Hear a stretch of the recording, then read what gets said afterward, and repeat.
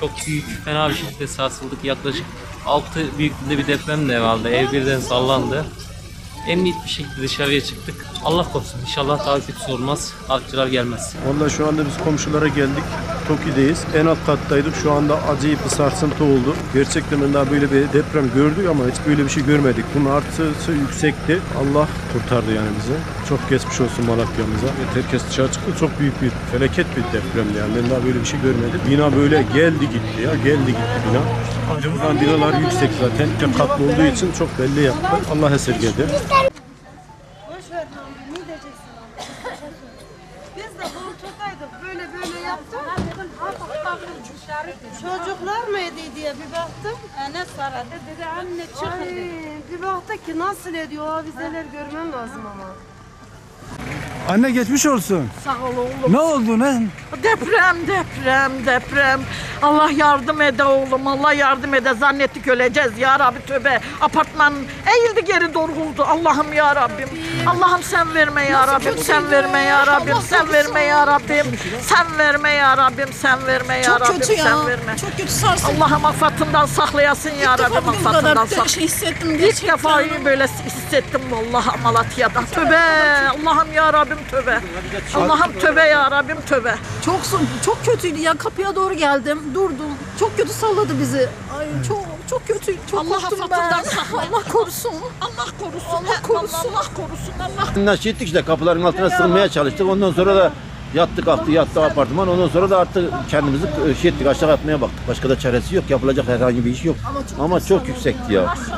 Geçmiş olsun. Sağ olasın. Nasıl oldu? Bize anlatır mısınız? Vallahi ani oldu. Çocuklarla dışarı çıkma cesaret edemedik. İçeride kaldık. 5-10 saniye sürdü. Bu şekilde büyük bir deprem oldu. Çok şükür Söyleyecek kimseye bir şey olmadı. Şükür her an şu anda bir şey gözükmüyor. Vatandaş Allah zeval olmasın bir millete benzettiğimize. Vallahi o an uyuyorduk zaten. Kalktık fırladık dışarı çıktık. Ya benim param ile senden geldi iyidir la dışarıdayız sen. 6.8'miş ki. Ay Murat bir deprem oldu. Aman Allah'ım bu neydi bilmiyorum. Sağ olasın. Buradan dışarıdayız işte bekliyoruz. Geçmiş olsun. Teşekkür ederim. Vallahi çocuklar çok korktu, bir aşağı inip sakinleştirelim dedik. Çok şiddetliydi, Allah muhafaza etsin. Çok şiddetli, yani hayatımda ilk defa böyle şiddetli bir deprem gördüm. Çok müthiş sarstı gerçekten.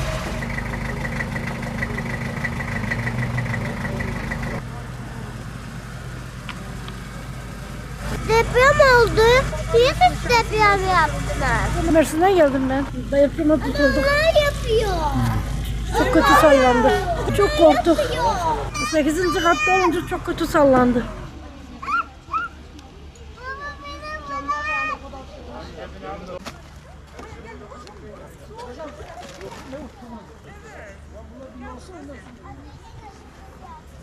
Nerede? Mecbur insan.